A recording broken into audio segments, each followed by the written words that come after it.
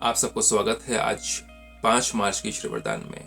हमने भक्ति मार्ग में एक प्रॉमिस किया था एक परमपिता परमात्मा को कि जब आप आएंगे तो हम आपके साथ रहेंगे और आपके साथ जिएंगे और आपके साथ वापस जाएंगे मुक्ति में, क्योंकि आप मुक्तिदाता हो, मुक्तेश्वर हो।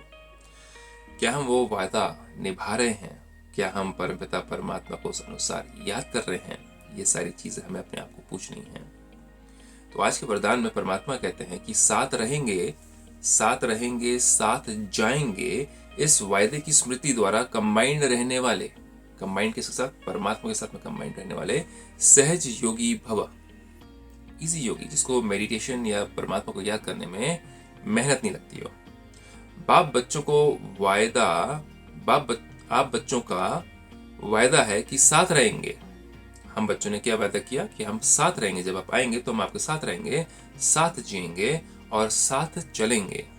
इस वायदे को स्मृति में रख बाप और आप कंबाइंड रूप में रहो कि हाँ, मैं अब परमपिता परमात्मा को अंतिम समय आने से पहले, अपना ही नहीं पूरी दुनिया का अंतिम समय, महापरिवर्तन का समय आने से पहले, मैंने परमपिता परमात्मा को अपने कई जन्मों की भक्ति के फल स्वरूप उनको पहचाना।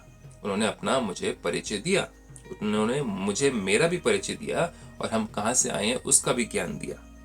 और वो दिखते कैसे हैं, रहते कहाँ हैं और करते क्या हैं, कर्तव्य क्या है, ये सारी चीजों का ज्ञान परमात्मा ने हमें दिया।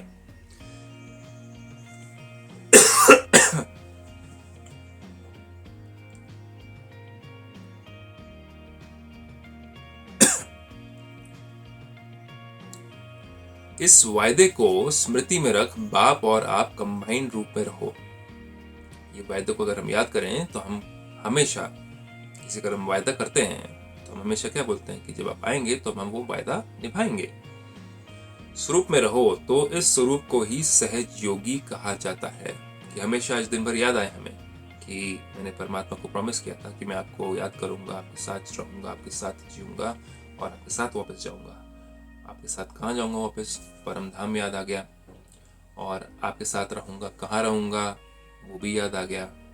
और फिर आपके साथ जीऊंगा, जीने वाली जो बात है वो सूक्ष्म की बात भी है और स्थूल की बात भी। जब परमात्मा धरती पर आते हैं ब्रह्म तन में, तो कई सारी आत्माओं को ये एक अच्छा मौका मिलता है, शुभ अवसर मिलता है कि परमात्मा के साथ में रहने का, जबकि वो किसी और के शरीर में होते हैं, उनका खुद का शरीर नहीं है, लेकिन उनके साथ में रहने का भी सौभाग्य होता है।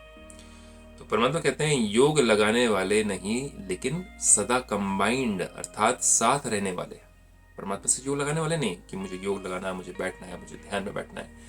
सदा ही चलते फिरते, उठते बैठते परमात्मा को साथी, संबंधी, रिश्तेदार बना करके इस कलयुग में चलना। ऐसे साथ रहने वाले ही निरंतर योगी, सदा सहज योगी, इजी योगी, उड़ती कला में जाने वाले फरिश्ता स्वरूप बनते हैं। ऐसे साथ रहने वाले ही, परमात्मा के साथ रहने वाले, उनको सदा याद करने वाले निरंतर योगी, बल्कि उनको कंटिन्यूस मेडिटेशन का प्रोसेस उनको आ जाता है। उन्हें कुछ स्पेशल बैठना नहीं पड़ता उनको, जबकि शुरुआत वहीं से होती है, बैठने से ही होती है शुरुआत, बैठ करके मेडिटेशन करना। क्योंकि स्टार्टिंग में हमारी जो कर्मेंद्रियां होती हैं, 5 इंद्रियां होती हैं, हमारे कंट्रोल में नहीं होती हैं। तो बैठने के बाद में, बैठक करने से ही वो सारी 5 कर्मेंद्रियां कंट्रोल में आती है ऑटोमेटिकली। उसके बाद में फिर जब आप 5 कर्मेंद्रियों कंट्रोल कर लेते हो तो वो आप चलते फिरते, उठते बैठते आप परमात्मा को याद करते हो। सदा सहयोगी,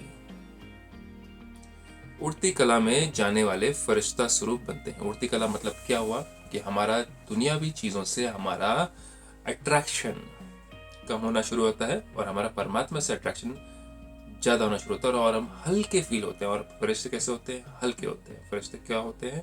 जो कि हर किसी को एक ही दृष्टि से देखते हैं। फरिश्ते कौन होते हैं? जो कि परमात्मा के चाल चलन, सोच को अपने कर्तव्यों से दर्शाते हैं। तो ये सारी चीजें हमें फरिश्ता बना देती हैं जब हम परमात्मा के संग में रहते हैं। उनका संग का रंग लगता है हमारे ऊपर। और ये होता कैसे है? ये सारी चीजों को आप सीख सकते हैं ब्रह्मा कुमारी ईश्वरीय विश्वविद्यालय में जाकर।